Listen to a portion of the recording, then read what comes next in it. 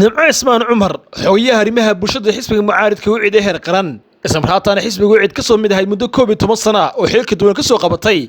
ayaa maanta beesha nimca ka soo jeeday beesha u dhaxdayba waxay shaaciyeen inay u soo xuleen inay noqoto musharax xildhibaan u taagan golaha wakiilada Soomaaliland kana sharaxan xisbiga cadaaladda iyo daryeelka wicid halkan iyo xafiiska xisbiga wicid gobolka Awdal ayaa mas'uuliyadda xisbiga waxay ku qaabileen ism raatana ka gudoomeen cuqaasha iyo wax garadka beesha nimca ka soo jeedo iyo beesha u dhaxdayba musharaxnimada u soo xuleen inay noqoto golaha wakiilada Soomaaliland intaas kadib waxa warbaahinta la hadlay cuqaasha wax garadka aqooyahanka siyaasiyiinta haweenka beesha nimca ka soo jeeday beesha u dhaxdayba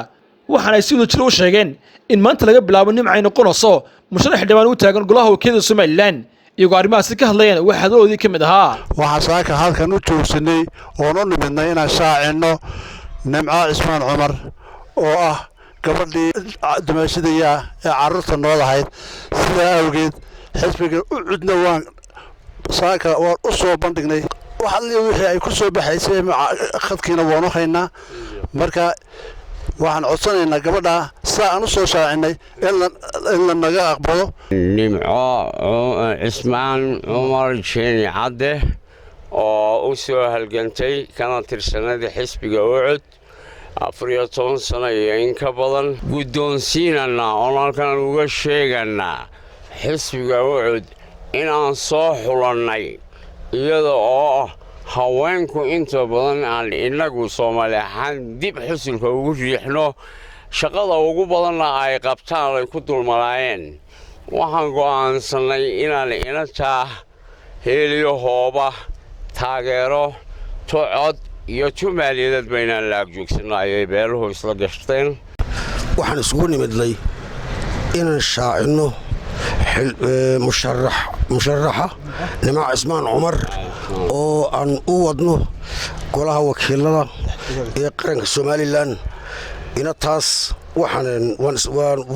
annaga wadano waan isla garanay inaan garasamaxo ina taas ay nooga mid noqoto golaha wakiilada waxaan halkan u taaganahay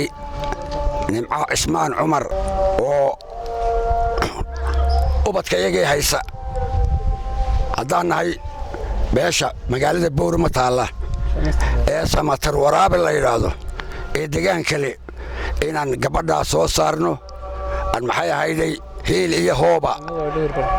aan u qabanno waxaan halkan maanta garab taaganahay dumaashiday walaashay inaadeertay nimca ismaan cumar oo dhan walba iskaga nimaadno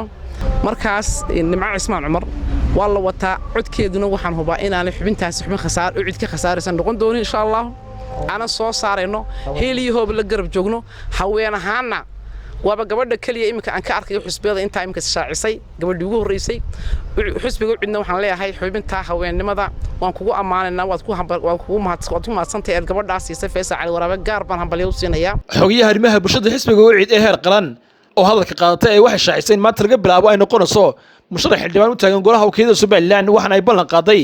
inay buuxdo kaalinta haweenka sabratan ay u adeegi doonto haweenka iyadoo ka codsatay haweenaha gobolka Awdal inay codkooda ku taageeraan iyadoo arrimahaas ka halsan nimco waxa hadalladii ka mid ahaa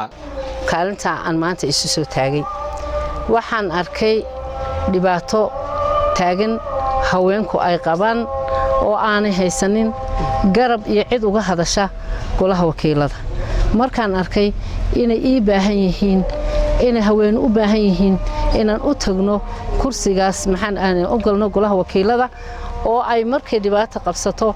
ama ay baahi timaado ay helaan gabadh u hadasha oo ku hadasha codka haweenka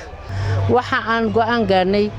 inaanu ka qayb galno talada dalka maadaama aanu nahay hooyooyin maadaama aanu nahay gabdhaha mar walba horumarka wadanka leh aanu lambar 1 u nahay hadii ay tahay inaanu soo saarno madaxweyne haday tahay inaanu soo saarno aqoonyahan haday tahay inaanu nahay hooyo ubad korisa kaalinteedii hooyonimo aanu ka soo baxnay guryahayaga ee lagu yaqaanay waxtarka hooyo leedahay dhammaan waa la ogyahay annaguna tiibaan maanta samee doonaynaa inaanu soo bandhigno marka maanta waxaan ballan qaadayaa inaan soo noqon doono musharaxa gobolka Awdal cod badan ka haysta waliba haweenka waxaan leeyahay dadka Soomaaliland ay soo saara waxaan noqon doonaa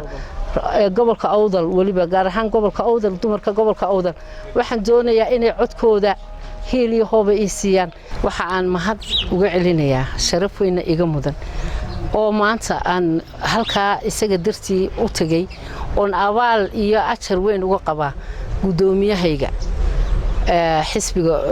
cadaaladda iyo daryeelka injineer Faysal Cali Waraabe oo aan maanta tusaale u ahay astaanta xisbigayga ee ah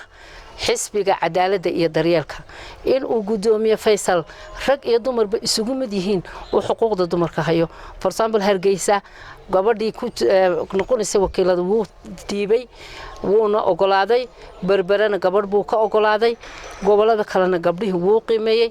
waxaan leeyahay amaan ayuu mudan yahay gudoomiyahaygu geesida waxay halkaas ka hadlay mas'uuliyiinta xisbiga ee gobolka Awdal waxaana sidoo jiray xisbigu soo dhaweeyeen musharaxnimada Nimco Ismaan Cumar oo kamid ah xisbiga Ucid oo maanta shaacisay inay tahay musharax u taagan xildhibaanada golaha wakiilada Soomaaliland mahadsantiin qofkii ugu mudnaa dumar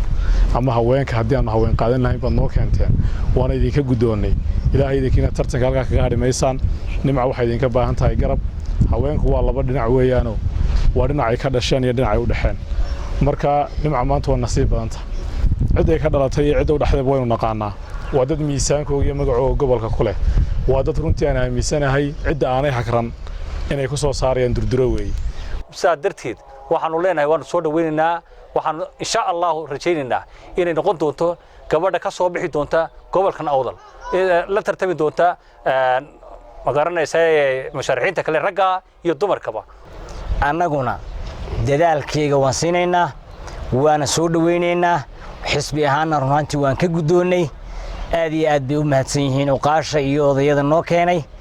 rajo badanna waxaan ka qabaa inay soo bixi doonto Mustafa Caraale, Aerial TV, Boorame.